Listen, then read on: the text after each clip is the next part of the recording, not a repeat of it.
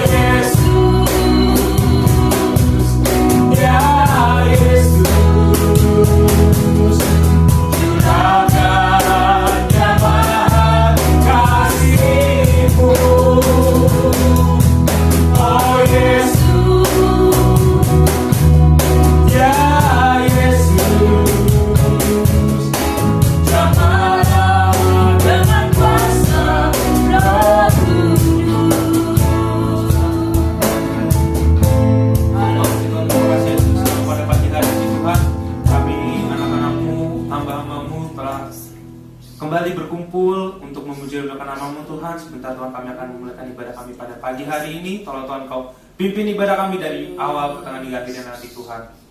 Kalau sebentar Tuhan kami akan menaikkan puji-pujian kami Tuhan, kiranya biarlah puji-pujian yang sebentar akan kami naikkan dapat menjadi dupa yang berbau harum di hadapan-Mu Tuhan. Kami juga teringat kalau kuasa roh jahat roh iblis yang tidak senang saat kami menaikkan puji-pujian kami usir kami tengking di dalam nama Tuhan Yesus Kristus. Terima kasih Tuhan, terima kasih Yesus, terpujilah nama-Mu. Kami siap untuk memulaikan ibadah kami. Kami alaskan dari hanya di dalam nama Tuhan Yesus Kristus. Haleluya, amin. Shalom. Shalom. Puji Tuhan, kalau pada pagi hari ini kita masih dapat berkumpul bersatu untuk memuji dan memperkenalkan nama Tuhan, itu merupakan suatu anugerah dan berkat dari Tuhan Yesus Kristus. Kita mau, sidang jemaat masih tetap berdiri, kita mau angkat pujian Ada Pertemuan di Udara.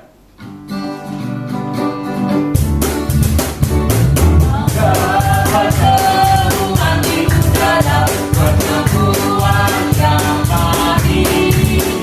Saya rindu bertemu di sana, jauh di udara. Nyanyian yang terdengar yang ku pernah didengar adalah kegirangan dan anak Allah yang bimbing kita pertemuan di udara.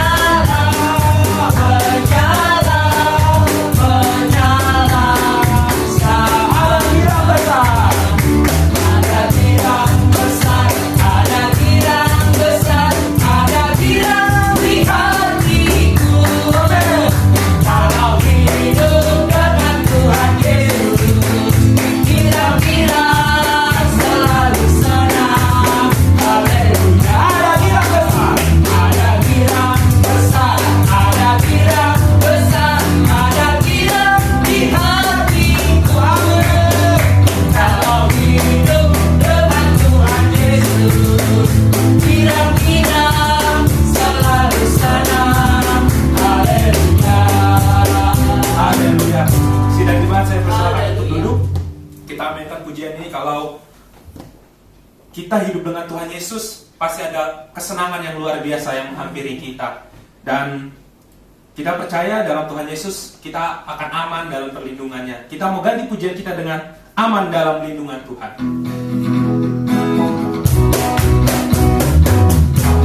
Dalam lindungan Tuhan, orang-orang yang percaya kepadanya adalah seperti gunung Sion yang takkan goyah, yang kekal untuk selama-lamanya.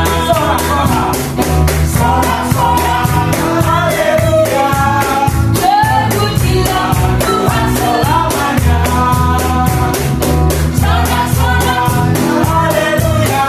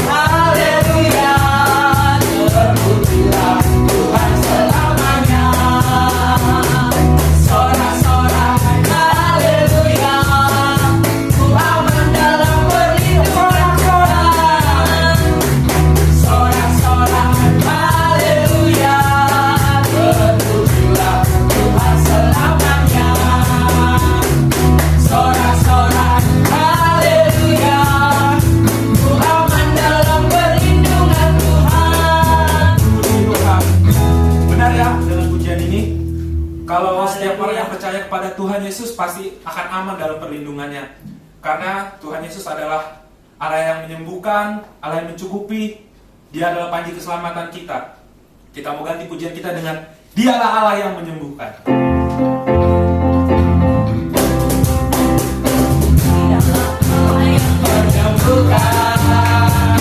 Dialah Allah yang mencukupi. Dialah panji keselamatan. Dialah Raja damai Yehova Rafa, Allah yang menyembuhkan, Yehova Jireh, Allah yang mencukupi, Yehova Nissi, panji keselamatan, Yehova Shalom. Dialah Allah yang menyembuhkan. Dialah Allah yang mencukupi. Dialah panji keselamatan, Dialah Raja damai Yehova Rafa, Allah yang menyembuhkan, Yehova Jireh, Allah yang mencukupi, Yehova Nissi, panji keselamatan, Yehova Shalom. Dialah Allah yang menyembuhkan. Dialah Allah yang mencukupi, Dialah panji keselamatan, Dialah Raja damai Yehova Rafa, Allah yang menyembuhkan, Yehova Jireh, Allah yang mencukupi, Yehova Nissi, panji keselamatan, Yehova Shalom, salam damai. Haleluya. Puji nama Tuhan, kita sudah banyak menjelaskan nama Tuhan. Sekarang tiba saatnya kita mau siapkan hati dan pikiran kita untuk sebentar menyambut kebenaran firman Tuhan. Saya undang seluruh sidang jemaat untuk bangkit berdiri. Kita mau angkat pujian Dia Sanggup.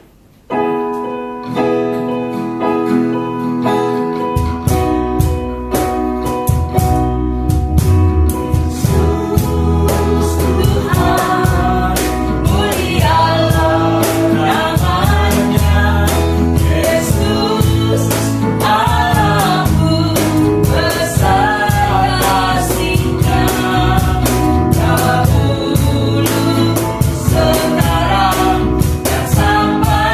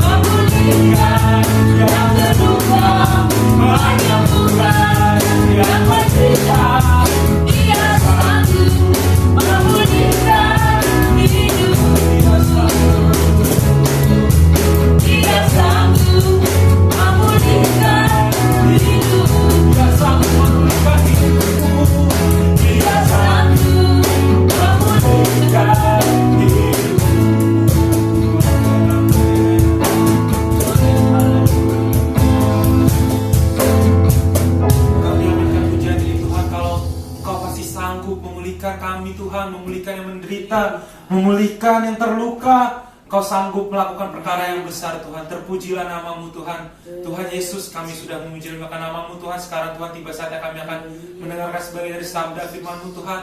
Tolong Tuhan, Kau ajar kami untuk duduk diam mendengarkan firman ini, agar apa yang sebentar akan ditaburkan oleh hamba-Mu dapat tertanam dalam hati dan pikiran kami, dan dapat menjadi rema dalam kehidupan kami sehari-hari Tuhan. Kau berkati juga hamba-Mu yang sebentar akan menyampaikan kebenaran firman-Mu. Engkau biarlah apa yang keluar dari lidah bibir hamba-Mu ini hanya berasal daripada-Mu Tuhan. Terima kasih Tuhan, terima kasih Yesus. Kami juga teringat kalau di kuasa Roh Jatro Indonesia tidak senang saat firman-Mu ini ditaburkan Tuhan. Kami usir, kami tengking di dalam nama Tuhan Yesus Kristus. Terpujilah nama-Mu Tuhan. Kami siap untuk mendengarkan sebagian dari sabda firman-Mu, dan kami alaskan doa ini hanya di dalam nama Tuhan Yesus Kristus. Haleluya. Amin. Haleluya, haleluya, haleluya, puji Tuhan. Aduh, kayaknya lemes nih. Sekali lagi, 2, 3. Haleluya. Haleluya. Haleluya, puji Tuhan. Firman Allah pagi ini saya berikan judul Sukses Sejati. Sekali lagi, sukses sejati. Nah, saudara, tentu kalau bicara tentang sukses, itu angan-angan kita sudah melayang kemana? Sudah tahu itu pasti. Kita berpikir bahwa sukses itu adalah orang yang kaya, punya segalanya. Nah, itu pemikiran kita ya. Dan memang manusia mengukur sukses itu seperti itu. Terkenal, misalnya artis yang turun naik mobil mewah, lalu tiap hari bikin vlog, pergi ke luar negeri kemana-mana, kita berpikir, wah enak ya jadi orang sukses seperti dia. Nah, saudara, atau kadang kalau kita melihat seorang pejabat yang punya rumah dinas yang bagus, yang gajinya sekian ratus juta, kita dengar aja udah, wah sukses sekali menjadi orang seperti mereka. Nah, saudara, tetapi sukses menurut Alkitab itu beda dengan apa yang manusia lihat, apa yang diukurkan oleh manusia. Contoh, Yohanes, kita semua kenal siapa itu Yohanes Pembaptis. Kalau sukses itu ukuran manusia, Yohanes ini nggak sukses sama sekali. Kenapa? Semua kita tahu, makanannya saja belalang dan madu hutan, madu gunung, gimana mau bilang sukses? Kalau orang sekarang kan orang sukses itu pasti orang yang makannya di restoran mewah, minum kopinya di, nggak tahu deh itu kafe-kafe yang mungkin secangkir aja harganya bisa jutaan. Nah, Yohanes coba lihat, pakaiannya dari apa? Kulit. Jadi kalau kita ukur secara manusia, Yohanes ini sama sekali bukan orang sukses. Namun di mata Tuhan, Tuhan bilang dia orang sukses. Tuhan bilang Yohanes Pembaptis ini seorang pahlawan. Karena Yesus sendiri yang berkata di dalam Lukas pasal 7 ayat 28. Lukas pasal 7 ayat 28, di sana dikatakan, aku berkata kepadamu, di antara mereka yang dilahirkan oleh perempuan tidak ada seorang pun yang lebih besar daripada Yohanes. Itu keluar dari mulut Tuhan Yesus. Ketika Tuhan Yesus di Sungai Yordan mau dibaptis, banyak orang meremehkan Yohanes. Loh, kok itu pakaiannya aja seperti itu, makanannya saja cuma belalang. Ya, miskin ukuran manusia ya. Sehingga banyak orang menolak untuk dibaptis. Tapi Yesus mengungkapkan, bahkan Yesus sendiri yang adalah juru selamat, dibaptis oleh seorang yang bernama Yohanes Pembaptis. Yohanes Pembaptis di mata manusia mungkin dia tidak sukses, tapi di mata Tuhan dia seorang yang sukses. Yang kedua contohnya Musa.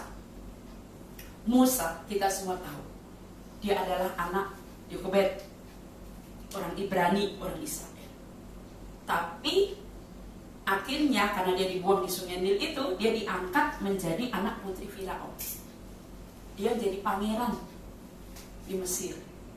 Hidupnya pasti enak, pasti beda dengan anak-anak yang lain, apalagi orang Ibrani. Makannya, tidurnya, pakaiannya, pendidikannya, semua pasti layaknya seorang anak raja. Tetapi saudaraku yang saya kasih di dalam Tuhan, Musa, dia tahu sukses sejati itu apa. Orang mungkin berpikir, enak jadi Musa, jadi anak raja Firaun. pangeran, dihormati oleh semua orang. Tapi kalau saudara baca di dalam Ibrani 11 ayat 24, karena iman, maka Musa setelah dewasa menolak disebut anak putri Firaun. Ayat 25, karena ia lebih suka menderita sengsara dengan umat Allah daripada untuk sementara menikmati kesenangan dari dosa. Dan kita lihat betul, Musa ketika dia dewasa, dia tinggalkan istana kenyamanan itu. Dia mengembara pergi sampai tiba di satu tempat, yaitu Yitro. Dia ketemu dengan anak-anak Yitro, itu semua perempuan, 7 orang lagi ngambil air. Karena walaupun perempuan, mereka itu gembala kambing domba. Musa membantu, berkenalan, dan akhirnya tinggal di rumah Yitro, seorang imam. Dan akhirnya Musa menikah dengan salah satu anak Yitro yang bernama Sipora. Musa lebih rela tinggal bersama umat Tuhan dibandingkan tinggal di Mesir. Dengan kelimpahan bergelimang harta dan apa yang namanya kenikmatan itu ada di Mesir, dia tinggalkan semua. Karena Musa tahu di mata Tuhan, seorang yang sukses itu bukan orang yang punya gelimang harta, tapi orang yang taat mengikuti kehendak Tuhan. Dan kita mencatat Tuhan sendiri yang memberi label kepada Musa apa? Orang yang lembut hatinya. Jadi saudara, kesuksesan Musa bukan karena di istana Firaun, tapi justru menderita bersama umat Tuhan. Memimpin umat Tuhan dengan lembut hati, walaupun bangsa Israel itu berbagai macam karakter, tapi Musa, dia memimpin mereka. Dan Tuhan memberikan kekuatan, kemampuan kepadanya. Itulah sukses ukuran Tuhan. Contoh lagi siapa? Yang wanita ya, misalnya Maria. Maria ibu Yesus. Maria ibu Yesus ini adalah gadis yang sederhana. Tidak dikenal oleh orang-orang bahkan sekotanya. Dia bukan orang terkenal. Tetapi dia disebut orang sukses. Kenapa? Malaikat sendiri menyampaikan itu. Ketika satu malam malaikat mendatangi Maria dalam Lukas 1 ayat 30. Malaikat itu bilang apa? Engkau beroleh kasih karunia di hadapan Allah. Maria beroleh kasih karunia, orang yang sukses, dipakai Tuhan. Bayangkan seorang gadis belia, belum banyak pengalaman, tidak kenal apa yang namanya pergaulan di luar sana, mungkin dia tidak mengerti. Tetapi Tuhan pakai rahimnya untuk menjadi apa? Perantara Yesus lahir di dalam dunia ini. Itu yang disebut sukses. Kenapa bisa begitu? Karena Maria bilang, karena aku ini hamba-Mu, jadilah menurut kehendak-Mu. Coba kalau Maria menolak, oh dia bukan sukses. Karena Maria tahu resiko. Zaman itu wanita hamil di luar nikah itu bukan hanya dihukum, dirajam batu. Sedangkan ketahuan berzina aja dirajam batu sampai mati. Lah ini ketahuan hamil di luar nikah pasti mati. Tapi Maria itu sudah disebut sukses. Dia begitu yakin siapa yang berfirman kepadanya. Dia begitu yakin bahwa dia tidak pernah berbuat zina dan dia hanya melakukan kehendak Tuhan. Makanya dia bilang, aku ini hamba-Mu, jadilah padaku menurut kehendak-Mu. Jadi sukses itu adalah orang yang mau mengikuti kehendak Tuhan. Apapun pekerjaan saudara, mau guru, mau dokter, mau perawat, mau cleaning service, tukang sayur, tukang batu, apapun itu, saudara akan menjadi orang sukses. Ketika kita melakukan tugas dan kewajiban pekerjaan kita di dunia ini dengan mengikuti apa kehendak Tuhan dalam hidup kita. Kita pakai apa bakat talenta yang Tuhan beri itu untuk apa? Untuk supaya rencana Tuhan dalam hidup kita itu terwujud. Untuk memuliakan Tuhan. Juga di dalam perjanjian lama ada seorang nabi besar. Kenapa saya katakan nabi besar? Karena dia nggak ngalamin kematian loh. Dia terangkat ke surga dengan kereta kuda, dijemput oleh malaikat Tuhan, tentara surga, naik ke surga, nggak ngalamin mati. Siapa dia? Elia. Siapa sih dia? Kalau kita baca sejarah Elia ini tidak disebutkan bapaknya siapa, ibunya siapa. Kalau yang lain-lain kan Maria kayak gitu, dia disebutkanlah silsilah sebelumnya. Elia enggak. Tetapi dia mengikuti kehendak Tuhan. Dia tidak takut sebagai seorang nabi menghadapi kekejaman seorang raja penyembah berhala, Isabel, Ahab. Dia tidak takut. Bahkan dia mempertahankan kenabiannya. Nabi-nabi yang lain sudah balik, mereka ikut Baal semua. Dia pernah bilang, hanya aku satu-satunya nabi Tuhan yang masih hidup. Tetapi dia tidak takut. Dia melakukan kehendak Tuhan. Dia tegur apa yang salah, apa yang benar. Dan lihat ketika dia berdoa kepada Tuhan, minta api membakar korban bakaran, api dari surga turun. Ketika dia bilang, Tuhan jangan turun hujan, hujan tidak turun 3,5 tahun. Dan ketika orang menuntut ini gara-gara Elia, minta hujan, dia berdoa, hujan turun dan hujan turun. Kenapa itu semua bisa terjadi? Bukan karena Elia ini anak seorang yang hebat, dilahirkan oleh keluarga hebat, tidak. Tapi karena Elia hidup mau mengikuti kehendak Tuhan. Dan banyak tokoh-tokoh iman yang menurut manusia tidak sukses. Karena mungkin masuk penjara. Karena mungkin ya tidak kaya raya. Tapi di mata Tuhan dia orang yang sukses. Dijadikan tokoh iman, teladan iman. Tertulis banyak itu di dalam kitab Ibrani. Nah, saudara, apa sih melakukan kehendak Tuhan itu? Kok disebut sukses? Di dalam Yohanes 4 ayat 34, di sana firman Tuhan berkata demikian. Kata Yesus kepada mereka, makananku ialah melakukan kehendak Dia yang mengutus aku dan menyelesaikan pekerjaannya.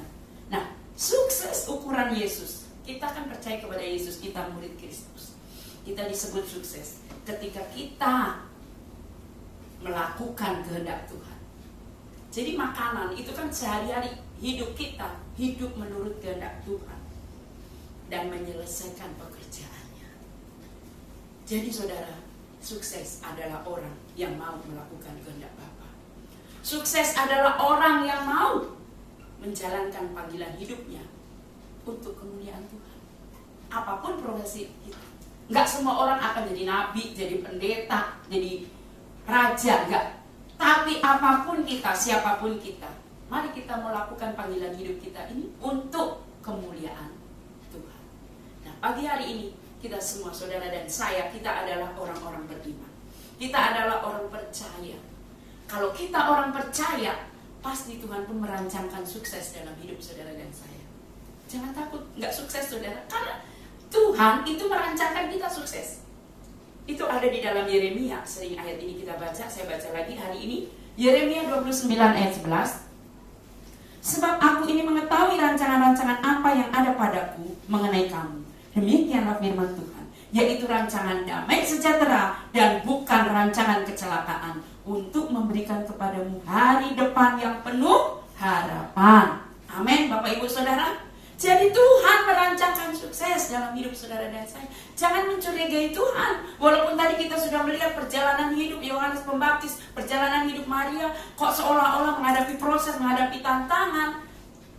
Tapi saudara, Tuhan itu merancangkan yang baik, yang indah, damai sejahtera, kemenangan, hari depan yang penuh harapan firman-Nya.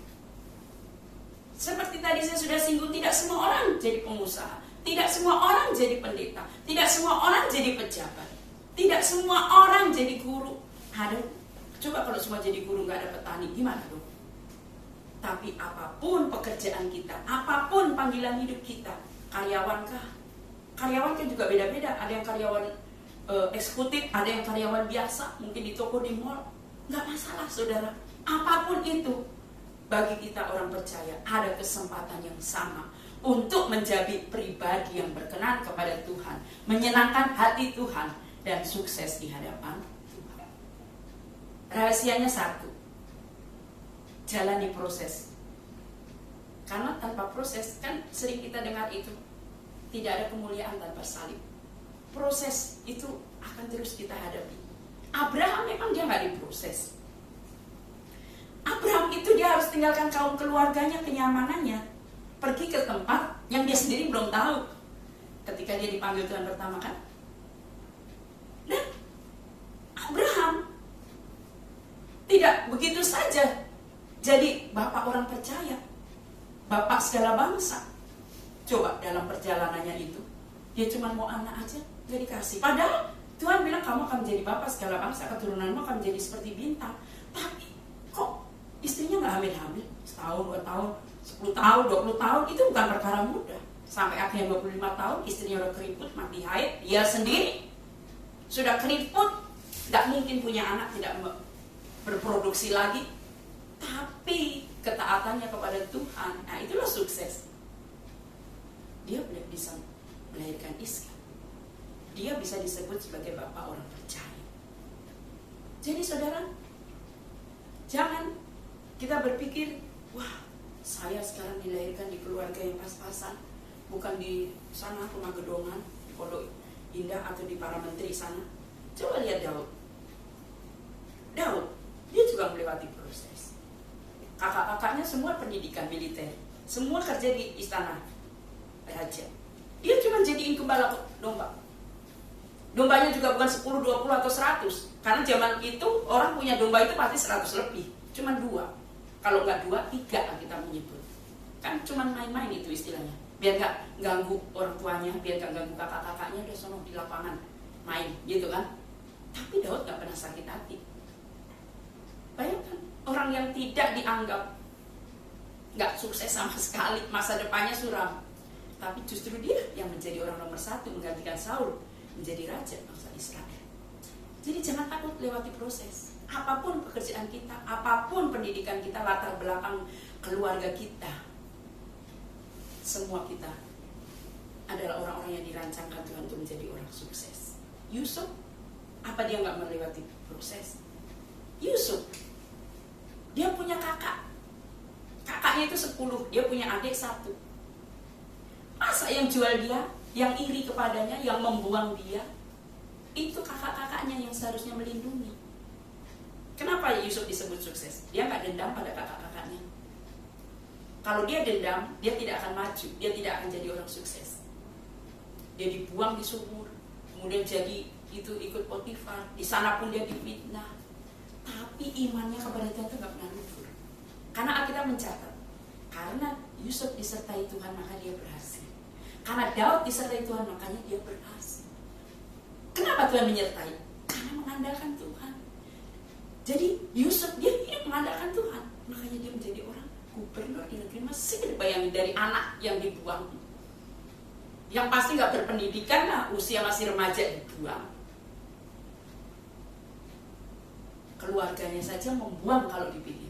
Ada alasan untuk sakit hati, tapi ketaatannya kepada Tuhan itulah yang membuat dia akhirnya sukses. Juga Paulus tidak begitu saja menjadi rasul militan. Saat dia berjumpa dengan cahaya yang berkata, "Hei Paulus, mengapa engkau menganiaya aku? Siapa engkau? Aku adalah Yesus yang kau aniaya itu." Lalu dia buta, lalu ditumpangi tangan oleh Ananias, lalu dia melek, lalu dia bergabung dengan murid Yesus. Apa dia diterima? Semua orang berbisik, dia pembunuh orang Kristen. Semua menghindar, saudara. Tapi apa Paulus? Orang Kristen aja nggak mau terima aku. Tidak. Paulus dia melakukan kehendak Tuhan. Perjumpaannya dengan Tuhan itu mengalahkan semua tantangan yang menghadang dia untuk melayani Tuhan itu. Dan dalam melayani Tuhan, begitu banyak proses. Dia keluar masuk penjara, didera itu dicambuk 39 kali, karena kalau 40 mati. Jadi sudah setengah mati, udah gitu masukin penjara berapa kali,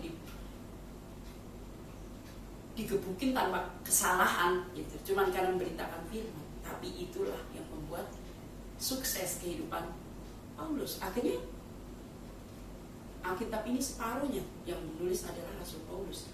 Itulah disebut Rasul yang militan. Karena apa? Dia sukses karena apa? Dia begitu melakukan kehendak Tuhan. Jadi saudaraku yang saya kasih di dalam Tuhan, pada pagi hari ini, kalau saudara dan saya alami proses yang dari Tuhan, jangan kita mudah menyerah dan putus asa. Ya, keadaan situasi yang menderita mungkin susah, itu bukan berarti gagal.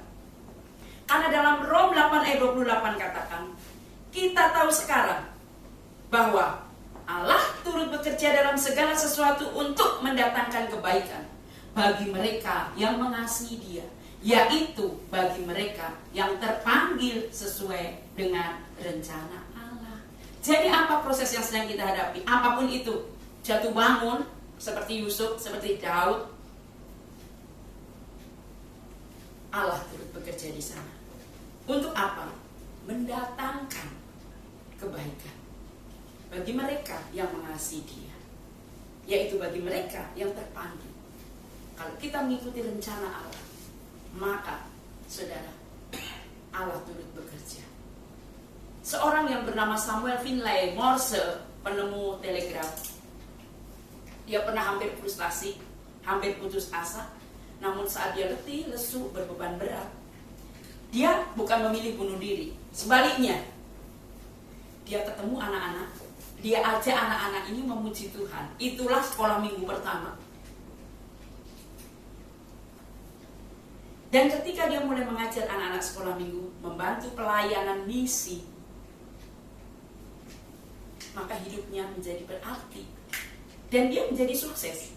Bukan karena dia penemu telegraf.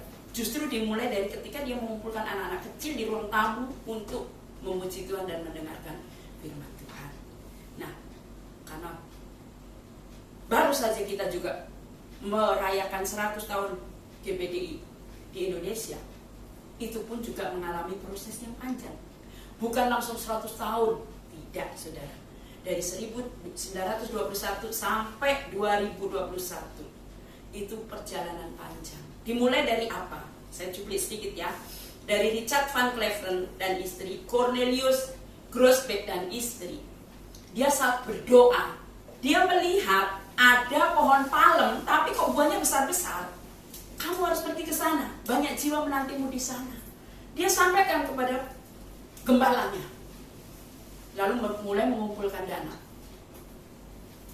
Tapi ketika terkumpul $1.700, dana itu terhenti, nggak nambah-nambah. Sepertinya, wah nggak mungkin ini udah. Tetapi akhirnya seorang ibu, nah Tuhan bisa pakai siapa saja, seorang wanita datang, lalu bilang, kemarin pas di Azusa Street ada KKR lah begitu. Dia sembuh dari kankernya. Sedianya saya mau operasi, tapi ini uang untuk dana operasi $500. Saya persembahkan untuk Tuhan. Nah, maka jadilah dua keluarga ini terkumpul. Tadinya kan kurang $500, tapi nggak dapat. Pergi naik perahu, terombang-ambing kapalnya tidak seperti sekarang yang modern ya. Saudara bisa bayangin. Tibalah di Batavia yang waktu itu penjajahan Belanda. Sampai di Belanda apa Jepang ya? Sampai di Batavia, melanjutkan ke Bali. Ketika transit di Pulau Bali, kagum, weh, ada pohon palem, punya buah besar-besar, seperti dalam doa saya. Berarti di sini kita diurus. Itulah Bali. Kenapa 100 tahun dirayakan di Bali? Bukan karena orang kalau bulan madu ke Bali Pulau. Bukan. Itulah sejarah masuknya pertama kali ke PDI. Apa enak di situ? Dicurigai oleh pemerintahan Hindia Belanda. Diusir ini dua keluarga, Richard dan Cornelius, suami istri. Pergilah ke Cepu, karena di Cepu itu ada pabrik kelapa sawit. Tinggallah itu di pabrik kelapa sawit, biasanya kan milik Hindia Belanda juga zaman dulu. Pindahlah ke Surabaya dan akhirnya tersebarlah ke seluruh 34 provinsi. Nggak ada itu yang namanya nggak ada GPDI. Mau di laut, mau di hutan, mau di gunung, mau di pelosok, di sana ada hamba Tuhan. Kenapa bisa? Karena hamba Tuhan GPDI itu diproses. Nggak ada itu sekolah cuman setahun jadi pendeta, enggak kan? Ada praktek, ya kan? Nah, di asrama itu sendiri kan diproses. Dari pagi sampai malam. Mulai dari kerja dapur, kerja WC, kerja mimbar, semua. Makanya, sampai hari ini itu karena pemurahan Tuhan. Dan untuk merayakan itu juga bukan tanpa proses. Tahun 2018 dicanangkan akan dirayakan 100 tahun di Bali, akan menyewa semua itu Nusa Dua, baik pantainya maupun hotel-hotel yang ada di seluruh komplek Nusa Dua. Tapi kena corona kan nggak mungkin terjadi. Belum obor keliling kota, corona, sehingga yang tadinya akan melibatkan jemaat hanya hamba-hamba Tuhan, itu pun yang tertentu. Dan kemarin itu yang harusnya 5.000 orang cuman bisa 700, pemerintah daerah akhirnya 300. Bukankah itu melewati proses? Dan ini disinilah justru saya mau bersaksi supaya saudara gak kok tante ke Bali ya corona. 350 orang itu termasuk saya ada di situ. Saya boleh melihat pengakuan dari imam besar Masjid Istiqlal. Dia terharu. Nanti saya kasih itu cupliannya, karena kalau melihat YouTube-nya panjang kan kadang orang males. Dia bilang apa? Saya terharu, saya sungkem kepada hamba Tuhan GPDI. Seperti malaikat semua ya, putih-putih. Melihat di perjalanannya ngeri saudara. Kan memang semua hamba Tuhan GPDI itu ngeri, tanpa uang, tanpa modal. Dia harus keluar masuk hutan cari jiwa. Nah, jadi saudaraku, dibuka oleh Presiden RI. Bukan masalah jumlah cuma 300, tapi pengakuan oleh negara bahwa ada hamba Tuhan yang prosesnya luar biasa itu. Menteri Agama. Itu satu perkara yang luar biasa, butuh proses. Jadi saudara, hari ini mungkin saudara mengalami proses. Percayalah bahwa setiap perjalanan hidup harus ada proses. Kalau kita lagi di bawah bukan berarti kita gagal, tapi itu adalah jalan untuk menuju kesuksesan. Mari pemain musik maju ke depan. Kita akan tutup khotbah ini dengan satu pujian. Kuatkanlah oleh Roh-Mu ya Tuhan.